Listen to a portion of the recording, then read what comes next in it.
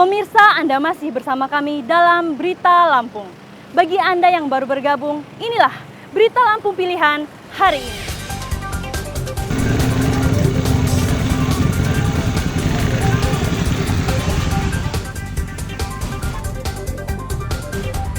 Dua toko di Pasar Simpang Pematang, Mesuji ludes terbakar.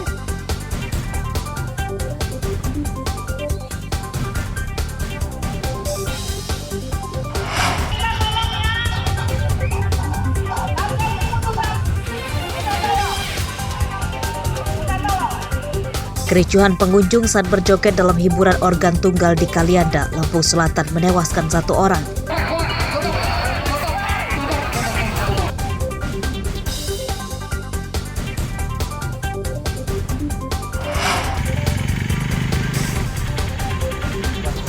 Jalan menuju daerah pelosok Desa Malaya, pesisir barat rusak dan curam.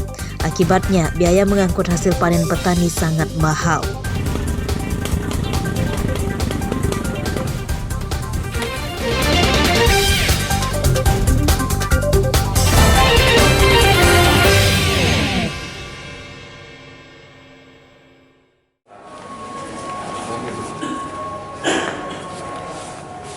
Dua dari 4 pemerkosa siswi kelas 8 SMP berinisial SAP ditangkap polisi Polres Lampung Utara Sabtu siang.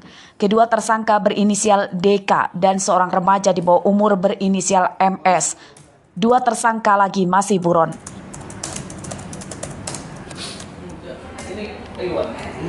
Pemerkosaan itu terjadi di rumah tersangka DK di Abung Barat, Lampung Utara. Saat itu rumah tersangka sedang sepi karena orang tuanya sedang bekerja. Sama Miko, Pak. Jadi siapa aja di kejadian itu di tempat itu?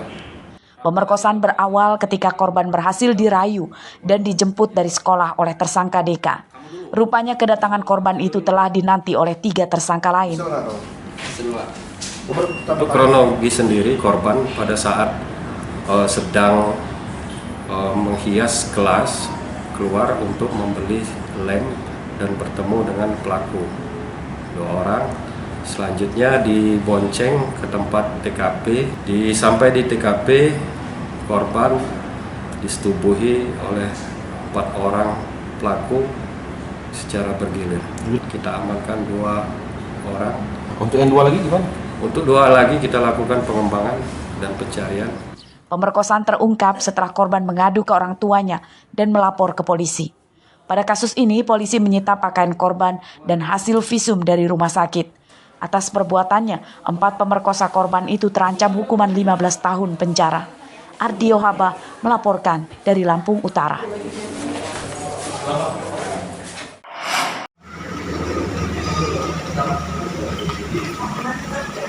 Dua bandar narkoba kelas kakap diringkus polisi Mesuji Jumat siang. Kedua tersangka bernama Kuswanto dan Andri, warga Pancajaya, Kabupaten Mesuji. Kedua tersangka ditangkap saat akan menjual narkoba kepada seseorang di Jalan Sumatera Lintas Timur.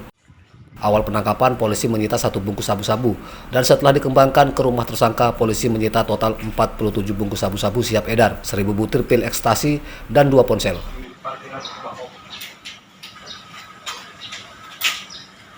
Ditemukan barang bukti berupa 47 plastik kecil berisi narkotika jenis sabu, 2 buah kaca pirek, 2 plastik klip sedang, 2 buah korek api gas, 1 unit.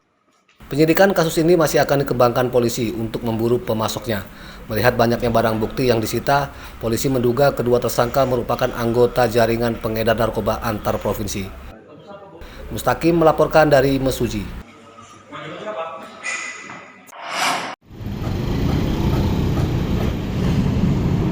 Sebuah jembatan penyeberangan orang atau JPO terpanjang sedang dibangun oleh pemerintah Kota Bandar Lampung. Jembatan itu akan menghubungkan Masjid Al-Furqon dengan lantai 3 gedung Pemkot yang di bawahnya terdapat Jalan Dr. Susilo dan Jalan Pangeran Diponegoro.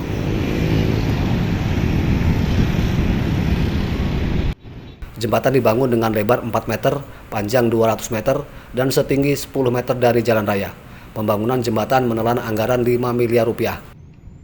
Pada Minggu siang, pengerjaannya telah memasuki pembuatan tiang jembatan. Jembatan penyeberangan seperti kita lihat sudah memasang tiang, gelagar, kemudian besi penyambung sedang dipesan oleh rekanan. Mungkin di sekitar awal bulan depan sudah terpasang. Ini berapa persen Pak? Sekarang 30%. Itu 30% tahap 1. Oke.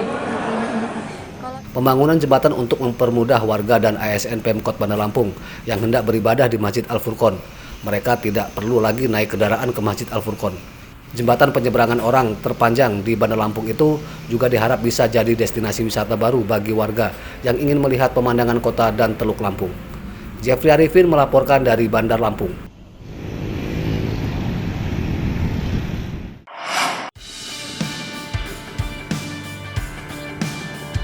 Tidak mau hanya menjadi penyuplai biji kopi, para petani di Desa Sukamulya, Kecamatan Lembong, Pesisir Barat, kini mulai memproduksi kopi dengan kemasan dan merek sendiri. Tekad para petani tersebut untuk menyiasati kerugian ketika harga biji kopi turun.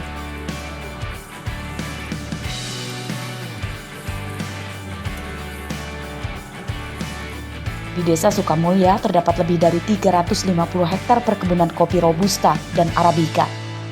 Hasil panen kopi yang mencapai 500 ton per tahun itu dinilai sanggup memenuhi pesanan pelanggan yang terus meningkat.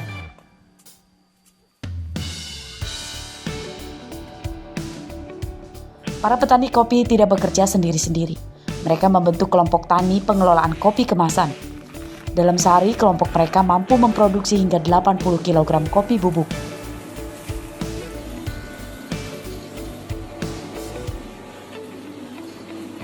Kalau dari segi harga untuk hasil dan diolah ya tentunya ada peningkatan. Harapan kita untuk bisa diterima di semua kalangan masyarakat seluruh Indonesia biar tahu bahwa kopi kita itu juga berkualitas. Ini kita lihat di lapangan, mungkin kita butuh untuk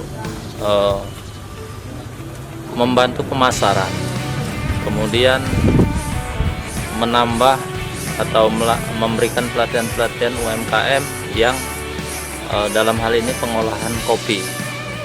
Meski masih terkendala pemasaran dan belum mendapat label halal dari MUI, mereka tidak putus asa dan tetap giat mengolah kopi terbaik.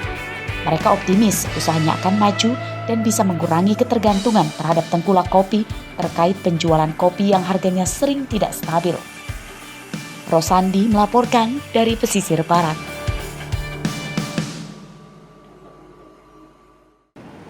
Pemirsa, informasi tadi menutup perjumpaan kita kali ini.